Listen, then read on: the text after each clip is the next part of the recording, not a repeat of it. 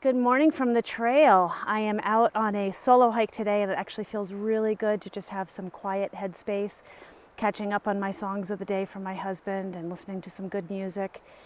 My plan today is that I'm about 2 miles into a 10-mile day, so I'm going to hike this morning and have this afternoon off to get organized and prepared and for my next leg of the journey.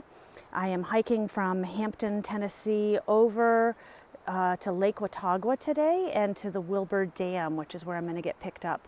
Have some video editing to catch up on this afternoon. And it's been a really, really nice week this week in Elizabethton at the Far Not Fast hiker home with the Owen family, who attempted a thru hike in 2017 with their 5 kids. And my body is feeling really good. I'm feeling really rested. Well hydrated, well fed, and I'm ready for this next plug away to Damascus. So after today, I will be 35 miles from Damascus, which I'm going to do over the next 2 days. Saturday will be a 15-mile day. Sunday will be a 20-mile day, maybe 21 miles, where I will be staying with the brother of a friend of mine, a former neighbor when I used to live in Keene, New Hampshire. Amy reached out and said that her brother lived in Damascus and is a hiker and loves hikers. And he and I have been in touch with each other, and Bruce is going to have me come stay at his place for the next few days, which is really, really nice. I'm really looking forward to getting to know somebody new on the trail. It's been a good stay here, and I've been fortunate to have some nice hiking and some beautiful weather. I'm so lucky that I went over Round Highlands on a nice day. I'm really glad that I planned my adventure that way so that I skipped it in bad weather and came back to it in good weather. It was well worth it. Got a little sunburn. You can see that I'm getting a little tanner, so I need to be careful of that. And today I'm going to buy some sunblock to have and some bug spray because the bugs are starting to come out. I noticed we were at a campfire at Boots Off Hostel last night. The hosts that I'm staying with are good friends with Jim, the owner there, and so we went up and they visited some friends of theirs, and I saw some people that I knew that were coming through the area, so it was good to see who is on the trail and around right now and who I have to look forward to seeing as I continue up the trail. So as of today, 433 miles and 2 days away from finishing Tennessee. I will have my 3rd state down, so that feels exciting. All right, let's get back to hiking.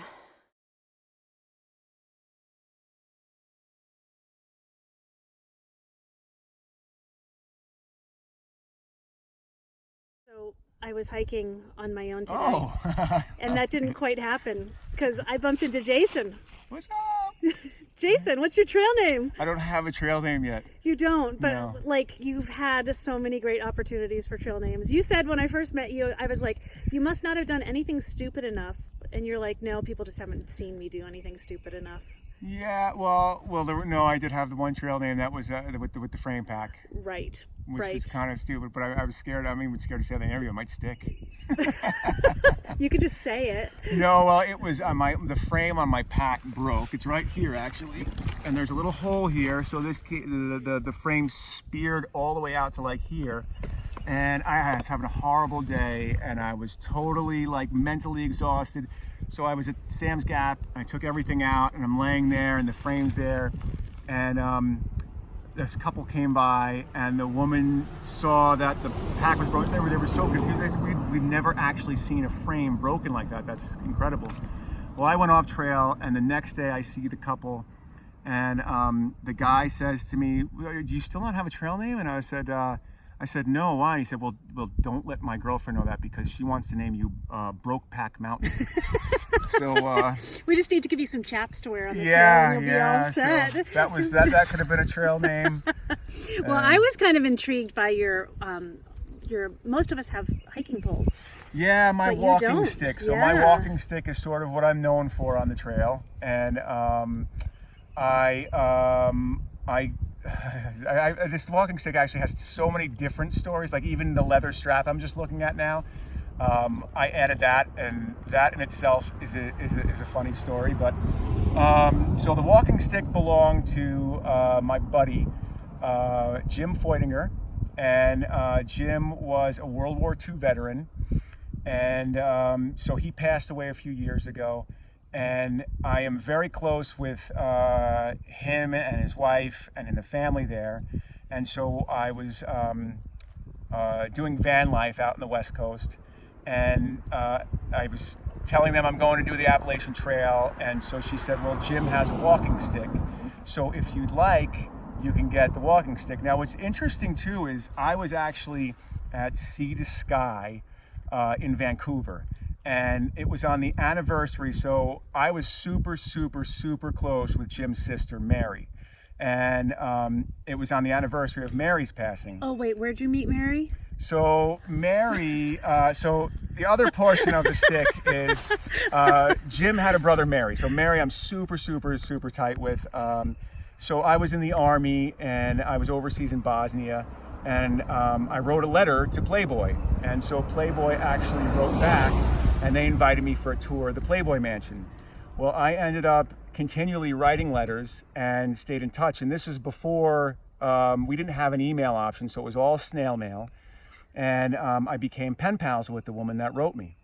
Now, I didn't know anything of who she was. She just wrote a letter and said that I could come out for a tour of the mansion when my plans were firm. Well, we stayed in touch for a few years because I never actually went out there right away. And when I did go out there, they gave me a tour, and they had a couple of girls give me a tour around the mansion. And at the end of the tour, Hugh Hefner came down, and I got to shake hands and chatted with him for a few minutes. And what was really cool was you would think that those people would be having playmates give you a tour, and Hef coming down would be like the big highlight. But the big highlight was when I got to meet Mary, and she was the last person that came down. And we just totally, totally connected, and she kind of adopted me. So Mary, what I didn't know was Hugh Hefner's right hand, and she was his assistant and ran the mansion. So in my 20s, I was going to the mansion for the movie nights every weekend. I was going to all the parties. I was doing everything.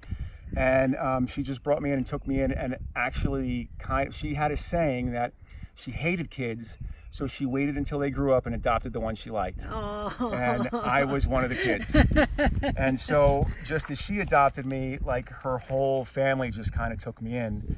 And so Jim was just the coolest guy. And so they were older. And so Jim, even in his 90s, every time I was there, we'd always go listen to live music, like big band music.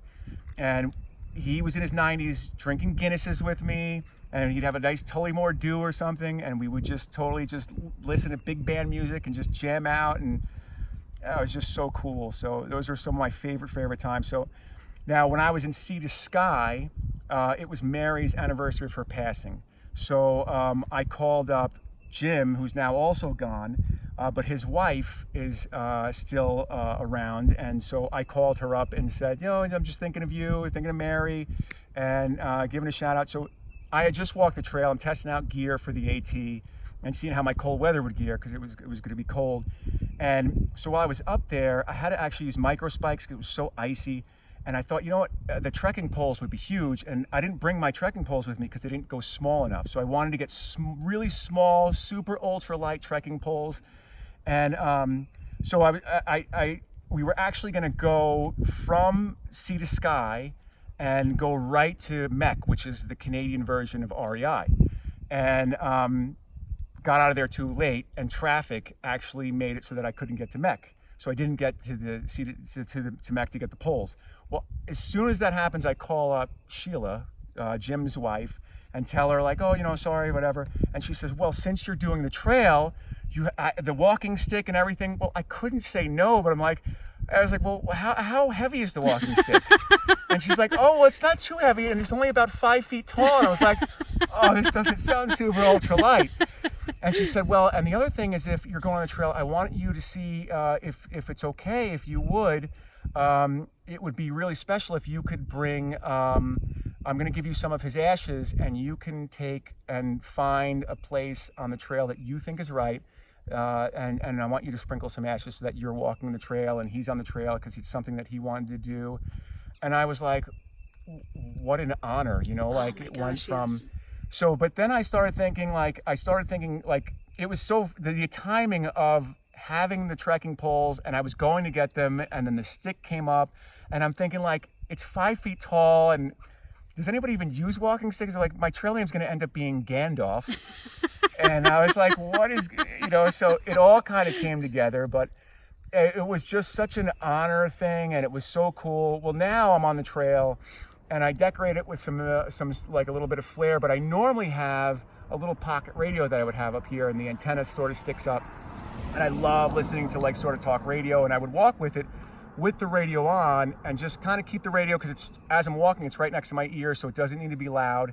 And I became sort of known on the trail for my walking stick, and people would recognize like, oh yeah, the radio, that's so cool, and oh, I love the walking stick, and it just became like a whole piece of sort of how I'm known. And I'm just looking at the leather strap. So the leather strap, so now I'm going in, I pick up the walking stick, and I get it from Sheila, and now I'm actually driving up north to do the last couple of weeks, last few days in California, because I was still exploring up there in my van before I came on the trail. And so I stopped off at a Michael's, and I was like, I want to have like a little grip thing. So I stopped off at a Michael's, and I got this little leather thing. So now I don't craft or anything like that. And so I ended up getting like buttons, and I've never known how to put a button on like a piece of whatever. So I get buttons to do, and I get a test piece of leather to do on it. And I'm banging in the van, and I'm banging, and I'm there for like an hour. I'm trying to figure out how to do it. And I finally get the hang of it, and I get a knock, and it's the local police department. And the guy's got his gun on his hand on his gun, and he's like, yeah, we've got loud reports of loud people. Now, I was in the parking lot, I just wasn't thinking. They had me get out of the van, and I had to do this whole thing. So now I'm like, I'm talking to the cops afterwards, and they were great guys, and I tell them like, oh, I'm just getting ready, and I tell them the whole story of the walking stick. And well, now I go on a little bit further, and right before I left also, Sheila gave me some of Jim's, he has these like button covers, which I'd never seen before. So I drove about 30 miles down the line. I'm like, you know what? I finally got the thing of the buttons. Well, I used the buttons that I had, and I made like a little bracelet, but I'm sitting there and I'm banging in a different parking lot, and I'm thinking like, I'm gonna meet the police department in this place now. And I made a little bracelet for Sheila, and it had like they were all different pictures, and one of them was a little guy on a trail, and it almost had like a little sun in it. So I sent that to her, and that was like the last thing. So there's so many stories with this stick, and it's kind of cool because that's sort of how I'm kind of known. I actually just replaced this, so I put a little thing on the end here, which Jim, when he got it, was saying, I want to get like something he never did, and I found one that fit. And apparently they last 300 miles because I just changed this at Irwin. So that was the first one that I had to change out there. And now I use tape because I fear the police department. So I ended up using tape afterwards. I know that it won't be your trail name, but I'm going to always think of you as Button Banger from now on. Button Banger. Yeah, that's going to be that's like when you get a text message and I say, hey, Button Banger, you're going to know who it is. All right, now tell me one more thing. We've like had hours of discussion today, but you told me about your GoFundMe. Mm-hmm. So tell us about that. So, so like when I was a kid, I always thought of like these like walkathons you'd have to do, and you'd sign people up when you were doing that. And I just had this idea that the AT is pretty much like the biggest chance to do the greatest walkathon of all time. So I wanted to turn it into like a little fundraiser type of thing. And so I started a GoFundMe. It's raising money for the Gary Sinise Foundation. So I just retired from the New York City Fire Department, and that foundation has done a lot for the New York City Fire Department. And we will always see every funeral. He donated a van. Every time the families go by, a Gary Sinise Foundation van will be driving the families. So he's done so many different things, and his foundation continues to do stuff, but they don't just do stuff for the fire department. It's a broad sort of thing where they do things for protectors and defenders. So it's for veterans, for police, and they just do so many great things that I thought, you know what, I wanted to do something for them and raise money for them. So to date, it's up to $6,000, which is really awesome. And so it's just been going pretty cool. And the GoFundMe thing is It's under, well, my name. It's Jason McGimsey, but MCGIMPSEY. And then it's a GoFundMe, a walk for those who help. Wait, what is it? Wait, we'll figure it out, and I'll put it at the end of this video. How's that? I'll write Yeah. it down. All Okay. right. So you That's and I perfect. will share that, and we'll write it down so that everybody can see it. I am so glad. Like, I wanted to come today by myself, and I didn't really know why. And now I know why. So I had the opportunity to meet you and spend the day with you. I love This it. is great. So I can't wait to see you up the trail further. Yeah, and I've actually loved. This has been probably one of the coolest days, and this is without a doubt the coolest style of walking that I've heard the whole time. I was so impressed by your stories, actually. So this has been really, and even really, this is really fun too, just doing this. So this has been really cool. It's great. It's been really cool meeting you. Thank you, Jason. Button banger. Button banger.